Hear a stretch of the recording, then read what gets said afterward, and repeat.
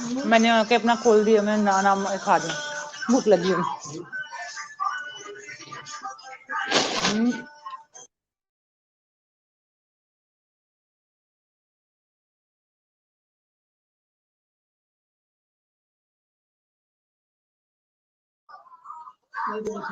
Hello, अस्सलाम वालेकुम बेटे।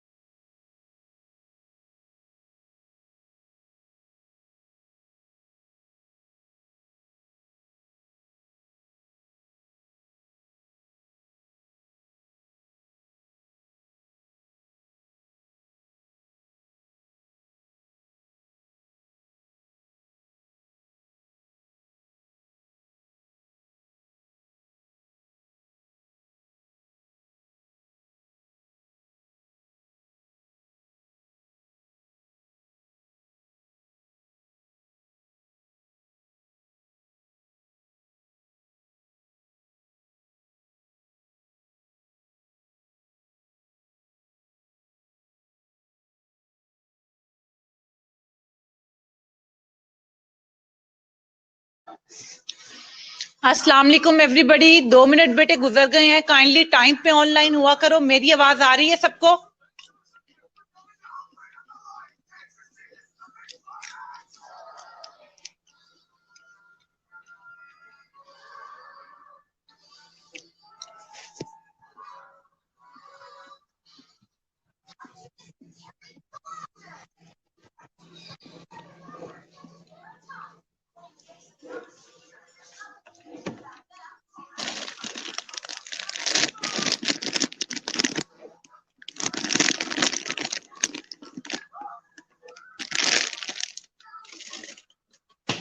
ओके बेटे, काइंडली मुझे बताना हम फार्माकोलॉजी में कौन सा चैप्टर कवर कर रहे थे?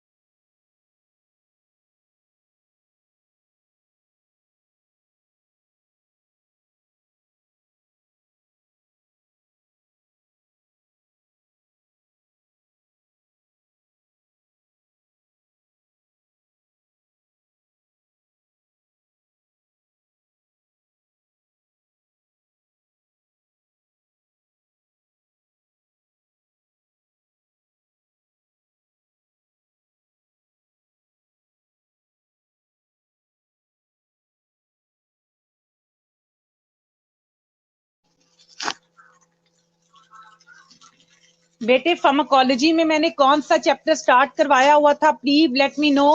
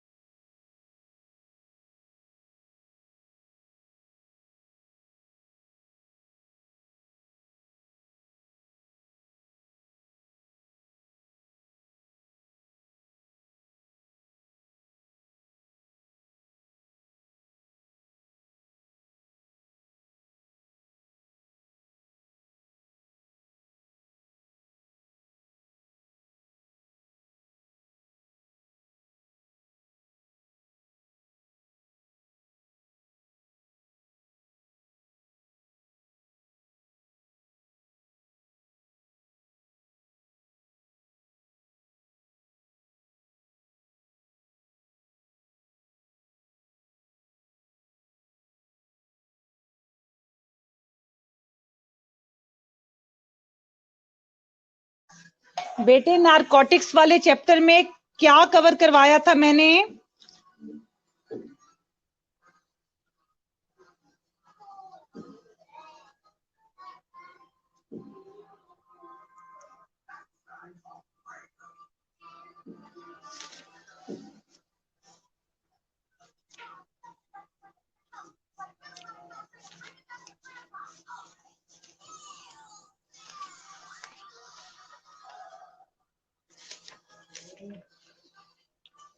बेटे मेरी आवाज आ रही है आप लोगों को?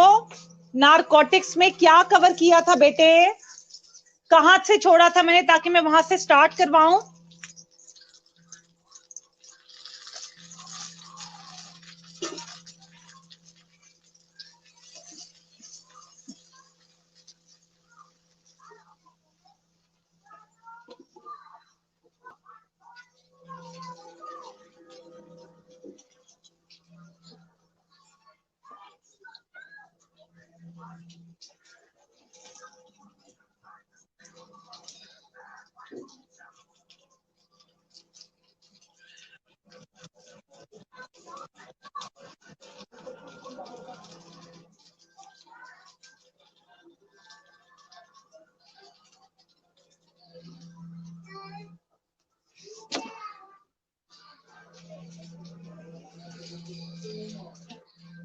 ओके, थैंक यू सहर।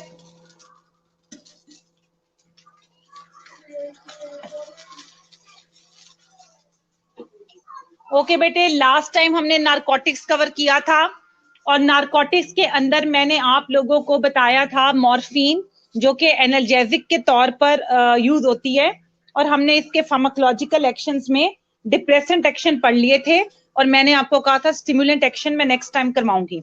अब मैं स्टिमुलेंट एक्शन की तरफ आती हूँ बेटे। मॉर्फिन स्टिमुलेट, तुम्हें नाम से ही पता लग रहा है कि मॉर्फिन किन चीजों को स्टिमुलेट करती है, यानी किन चीजों को ये एक्टिवेट करती है। वो कौन सी चीजें हैं जिनको मॉर्फिन एक्टिवेट करती है, ठीक है। सो उसमें सबसे पहले हमारे पास है वॉमिटिंग। वॉमिटिंग सेंटर को ये एक्टिवेट करती है। Chemoreceptor trigger zone, CTZ zone जिसको जनरली कहा जाता है, ये कीमो रिसेप्टर ट्रिगर जोन जो है ये मौजूद होती है कहां पर? ब्रेन के अंदर, ठीक है। स्पेसिफिक एनाटॉमिकल पोजीशन नहीं बता रही। सीटीजेड सेंटर जो हमारे ब्रेन में मौजूद होता है, मॉर्फिन जाके उसको स्टिमुलेट करती है, और उस सेंटर का काम है, जब एक वॉमिटिंग सेंटर है, इसका मतलब है जब ये स्टिमुलेट होगा तो नोजिया की फीलिंग आएगी और वॉमिटिंग, तो इसकी स्टिमुलेशन से जो है वो नोजिया और वॉमिटिंग अराइज होती है। फिर है मियोसिस। हमेशा मॉर्फिन अगर किसी ने ली होती है तो देखते हैं पिन पॉइंट प्यूपिल हो गया है कि नहीं। यहाँ पर जो आगे लिखा हुआ है ना, due to the stimulation of Edinger Westphal nucleus, ये करने की जरूरत नहीं है। सिंपली हमने इतना याद करना है कि morphine causes sphere meiosis and pin point प्यूपिल, यानी जो प्यूपिल होता है वो सुकड़ के इतना ज्यादा सुकड़ जाता है कि बिल्कुल वो एक नीडल की तरह से लगता है, ठीक है। तो हम जनरली कहते हैं कि मॉर्फिन कॉजेज पिन पॉइंट प्यूपिल। उसके बाद बेटे एडीएच रिलीज है, एंटी डायूरेटिक हार्मोन जो है उसको ये रिलीज करवाती है, यानी it stimulates the release of ये हाइपोथैलेमिक न्यूक्लियाई। करने की जरूरत नहीं है, हमने सिर्फ इतना करना है कि ये क्या करती है, एडीएच को रिलीज करवाती है।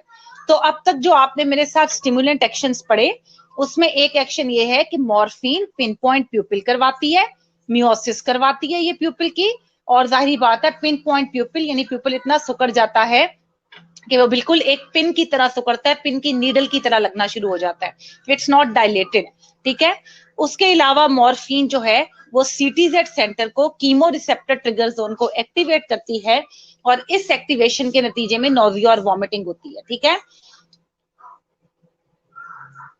आगे है स्ट्रेच रिफ्लेक्सेस को भी ये स्टिमुलेट करती है, यानी कि जो मसल कॉन्ट्रैक्शन होती है ना in response to stretching in muscle, ये उसको स्टिमुलेट करती है। जब हमारे मसल स्ट्रेच कर जाते हैं ना बहुत ज्यादा, स्ट्रेचिंग और फ्लेक्सिंग, ये दो एक्शन होते हैं ना, स्ट्रेचिंग और कॉन्ट्रैक्टिंग, तो जब मसल जो है वो स्ट्रेच करते हैं, उनके रिस्पॉन्स में या मसल जो ऑटोमेटिकली रिलैक्स करते हैं और कॉन्ट्रैक्ट करते हैं। अगर मसल स्ट्रेच करेंगे तो ऑटोमेटिकली रिस्पॉन्स में बॉडी मसल्स को कॉन्ट्रैक्ट करवाएगी। तो स्टिमुलेशन जो है वो स्ट्रेच रिफ्लेक्सेस की करवाती है, यानी स्ट्रेचिंग मसल्स की, मसल्स का फैलना ज्यादा करवाती है मॉर्फिन। अब मैं आ रही हूं इसके सीरियस के ऊपर इफेक्ट क्या है। अच्छा जी, मॉर्फिन जो है वो पोस्टरल हाइपोटेंशन कॉज कर सकती है। पोस्टरल हाइपोटेंशन जिसको कि ऑर्थोस्टैटिक हाइपोटेंशन भी कहते हैं, इसका मतलब ये है कि जब हम बॉडी के डिफरेंट पोस्चर चेंज करते हैं तो साथ ही बॉडी का बीपी भी चेंज हो जाता है। तो ये क्यों होता है? ड्यू टू दी पेरिफेरल वेजोडाइलेटेशन, जो पेरिफ्रीज है ना हमारी, उसमें वेजोडाइलेटेशन हो जाती है। बीपी की डेफिनेशन है cardiac output into peripheral resistance. दोनों में से जो भी चीज जो है वो ज्यादा हो जाएगी तो बीपी ज्यादा हो जाएगा, कम होगी तो कम हो जाएगी। तो जब वेजोडाइलेटेशन पेरिफ्रीज में away from the central nervous system change हो जाएगी, और वो हिस्टामिन की वजह से होती है कि पहले मॉर्फिन जो है वो हिस्टामिन को रिलीज करवाता है। जब हिस्टामिन को, याद रखो, जब भी एनाफिलेक्टिक शॉक होता है जिसमें हिस्टामिन रिलीज होती है, तो उसमें हम पेशेंट को एड्रीनालिन लगाते हैं। एड्रीनालिन क्यों लगाते हैं? क्योंकि वो हाइपोटेंशन में जा रहा होता है। एड्रीनालिन जो है वो उसे दोबारा स्टेबल स्टेट की तरफ लेकर आता है, और वो सब हिस्टामिन की वजह से हो रहा होता है। क्योंकि ये हिस्टामिन को रिलीज करवाती है और साथ ही वेजोमोटर सेंटर को डिप्रेस करती है। जब भी वेजोमोटर सेंटर डिप्रेस होगा बीपी कम होगा, वेगल रिफ्लेक्सेस जो है वो कम होंगी, बीपी कम होगा। तो ये दोनों चीजें जो हैं वो हाइपोटेंशन को स्टिमुलेट करती हैं। यही वजह है कि मॉर्फिन जो है वो पोस्टरल हाइपोटेंशन करवाती है। और उसके पीछे कहानी क्या है कि वो पेरिफ्रीज में हिस्टामिन के रिलीज की वजह से वेजोडाइलेटेशन होती है, दूसरा वो वेजोमोटर सेंटर की डिप्रेशन करवाती है। और मॉर्फिन क्या करती है, मॉर्फिन के जीआईटी पे क्या इफेक्ट है अब हम वो पढ़ते हैं। Morphine causes constipation through the following mechanics. क्या करती है, कॉन्स्टिपेशन मॉर्फिन कॉज करती है। अच्छा, हमेशा एक चीज याद रखना, आगे जाके और एक्सप्लेन करूंगी, जब भी कोई ड्रग कोई काम कर रही होती है, अगर उस पर हमारी डिपेंडेंस हो जाए, फर्ज करो मॉर्फिन पिन पॉइंट प्यूपिल करवाती है, तो मॉर्फिन क्या है, उस कैटेगरी में आती है जिसपे पेशेंट की डिपेंडेंस डेवलप हो सकती है।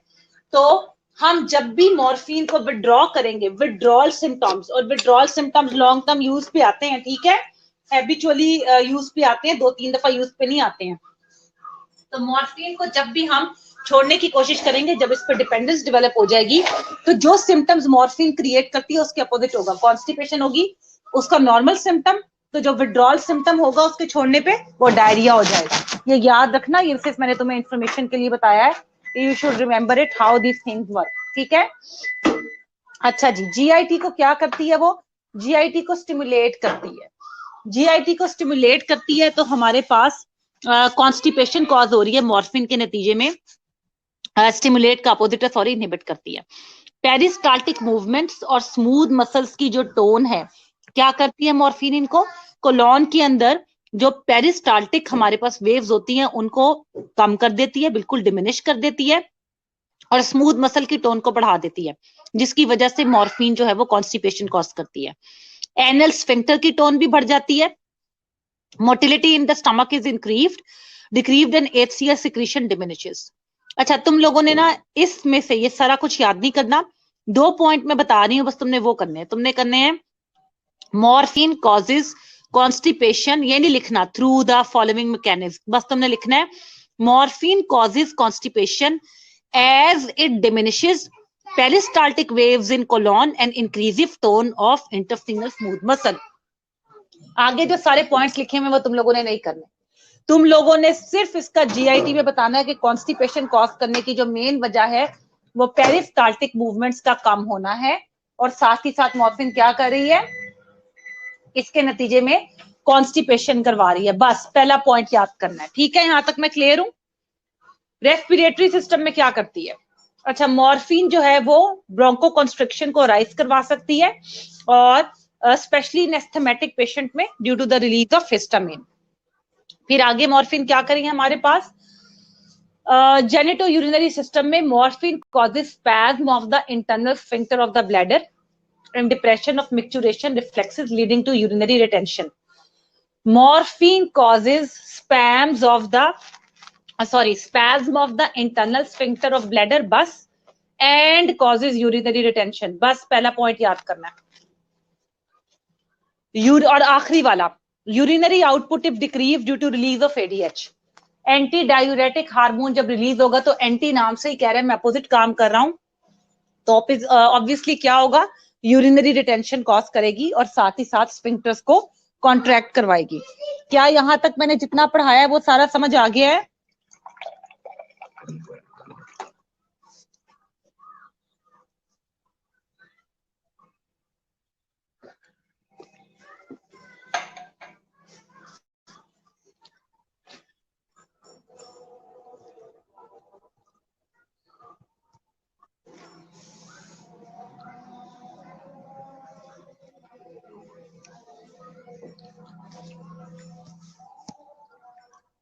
Okay, great.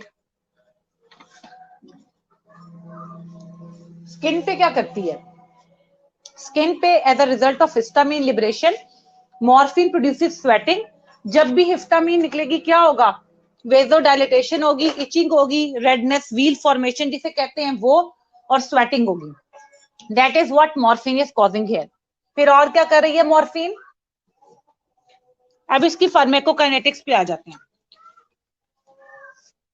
Most opioids are absorbed from oral and parenteral routes and mucosal membranes of nose और माउथ, जितने भी ओपियोइड्स हैं, मोर्फिन, कोडीन, ये जो है वो पेरेंट्रल जो म्यूकोजल मेम्ब्रेन है, पेरेंट्रल रूट से, ऑरल से इनकी एब्जॉर्प्शन अच्छी है, और नोज और माउथ से भी इनकी एब्जॉर्प्शन अच्छी है। Metabolise mostly liver by conjugation and excreted mainly in urine and some in the stomach. बेटे प्लीज इसकी फार्माकोकाइनेटिक्स आपने याद नहीं करनी है, आपने सिर्फ फार्माकोलॉजिकल एक्शंस पे फोकस करने हैं, जो स्टिमुलेंट है इसके फार्माकोलॉजिकल एक्शंस और जो इसके डिप्रेसेंट है। फार्माकोकाइनेटिक्स आपसे पेपर में नहीं पूछी जाएगी। अब इंडिकेशंस कहाँ कहाँ ये यूज की जाती है।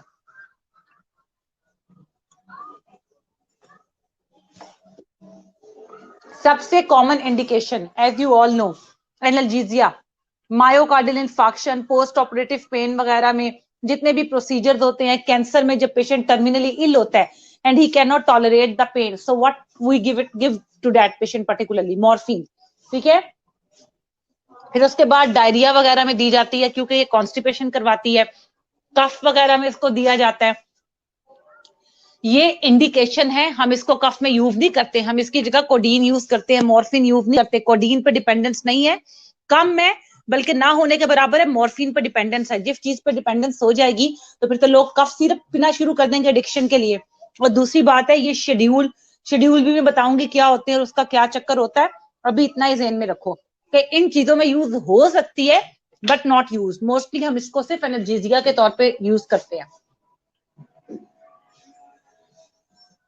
ये pain relief in terminal illness मैंने पहले तुम्हें बताया, when somebody is dying and cannot tolerate the pain, तो we know कि that person have to die anyway, तो हम मॉर्फिन देते हैं उसको ईज करने के लिए। अच्छा, अगर किसी को नींद ना आ रही हो due to pain, then we give it to him. Anaesthesia में भी पेन और एंजाइटी को कम करने के लिए जनरल सर्जरी में दिया जाता है। इसके अलावा एक्यूट पल्मोनरी एडीमा का पॉइंट रह गया था। अब ये जो डिफिकल्टी इन ब्रीदिंग होती है पल्मोनरी एडीमा में, तो मॉर्फिन को हम यूज करते हैं इंट्रावीनसली ताकि उसको रिलीफ करवाए। अच्छा, ये रिलीज कैसे करवाती है? एंजाइटी को कम करवाती है, और कार्डियक जो प्री लोड होता है, यानी कि हार्ट ने जितना काम करना होता है, यानी ज्यादा से ज्यादा प्री लोड ज्यादा होगा तो आफ्टर लोड भी ज्यादा होगा। प्री लोड जो पानी जो ब्लड पहले जा रहा है, और आफ्टर लोड जो प्यूरिफाई होकर निकल रहा है, तो हम प्री लोड को कम करते हैं, आफ्टर लोड कम होता है, जिसकी वजह से ये हेल्प आउट करती है एक्यूट पल्मोनरी एडीमा में भी। तो नॉर्मली इसके साइड इफेक्ट्स क्या है? रेस्पिरेटरी डिप्रेशन कॉज करती है, और ये डोप डिपेंडेंट है, और स्पेशली उन पेशेंट में कॉज करेगी जो एस्थमेटिक होंगे। जैसे तुमने ऊपर मेरे साथ पॉइंट पढ़ा, हिस्टामिन रिलीज करवाती है, तो अगर कोई एस्थमेटिक है तो उसमें ये जो है वो हम इसको यूज नहीं कर सकते हैं। फिर नोजिया, वॉमिटिंग इसके कॉमन साइड इफेक्ट्स हैं। इसके अलावा टॉलरेंस कभी इस पर डेवलप हो जाती है, फिजियोलॉजिकल और साइकोलॉजिक डिपेंडेंस भी इसी पे होती है। अच्छा, एलर्जिक रिएक्शंस भी हमारे पास यहाँ पर है, जैसे इचिंग वगैरह। उसके अलावा dyspnoea and mental clouding. Dyspnoea का मतलब difficulty in breathing, you know that. Mental clouding, when your thoughts are not clear, you don't know what to do. ठीक है, विविड नहीं है तुम्हारे आइडियाज। फिर ब्रोंको कंस्ट्रिक्शन करवाती है, पहले भी मैंने बताया ब्रोंको कंस्ट्रिक्शन करवाती है, इसलिए मॉर्फिन एस्थमेटिक को नहीं दी जा सकती, बिकॉज ऑलरेडी उसमें ये प्रॉब्लम मौजूद है। फिर raised intracranial pressure if given after head injury. अगर किसी को हेड इंजरी हो गई है और मॉर्फिन दे दी जाती है तो ये इंट्राक्रेनियल प्रेशर को बढ़ा देती है। यूरिनरी रिटेंशन है, पेशेंट्स ऑफ प्रोस्टेटिक हाइपरट्रॉफी, उनमें भी जो हाइपरट्रॉफी के पेशेंट होते हैं प्रोस्टेट, उसमें ये यूरिनरी रिटेंशन करवाती है। एक तो प्रोस्टेट ग्लैंड ऑलरेडी बढ़ा हुआ होता है, और उसकी वजह से भी यूरिनरी रिटेंशन हो रही होती है हाइपरट्रॉफी में, और मॉर्फिन भी इसको और एग्रीवेट करती है, और इस पे टॉलरेंस और फिजिकल डिपेंडेंस जो है वो डेवलप हो जाती है। कॉन्ट्रा इंडिकेशन आप लोगों ने नहीं करने, बट हमेशा याद रखना जो उसका साइड इफेक्ट होगा वही उसकी कॉन्ट्रा इंडिकेशन हो जाएगी। एंटीडॉट्स में मेरे पास नलेक्सोन और निलोरफिन है, और नेल्ट्रेक्सोन है। एंटीडॉट्स इसके मैं नेक्स्ट लेक्चर में कवर करवाऊंगी, आज के लिए इतना ही काफी है। कोई क्वेश्चन हो तो you can ask me, otherwise we are good to go. Attendance mark करके मुझे ग्रुप में प्लीज, जो भी क्लास की बेटे रिप्रेजेंटेटिव है, I know you by face not by the name, please class representative attendance लगा के मुझे सेंड कर दो, मुझे ग्रुप में मैसेज कर दो, और मैं उसको ताकि आगे फॉरवर्ड कर दूं एडमिनिस्ट्रेशन को। और I will see you tomorrow इंशाल्लाह फ्रॉम 3 to 4।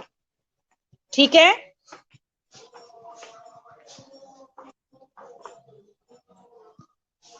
ओके बेटे, एवरीथिंग इज क्लियर? ठीक है,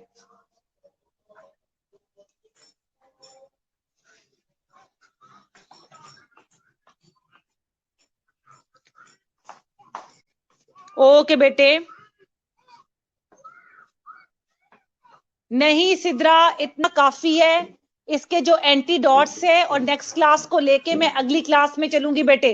6 लोग हैं आज सिर्फ, प्लीज अब सीरियस हो जाओ।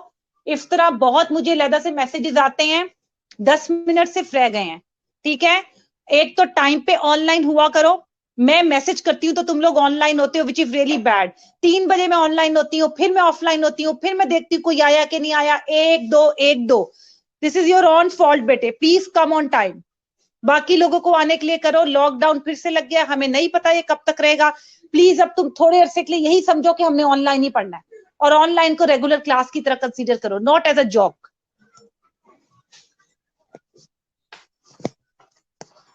Allah Hafiz, I'll see you tomorrow sharp at 3. Please be online at 3 o'clock. Allah Hafiz.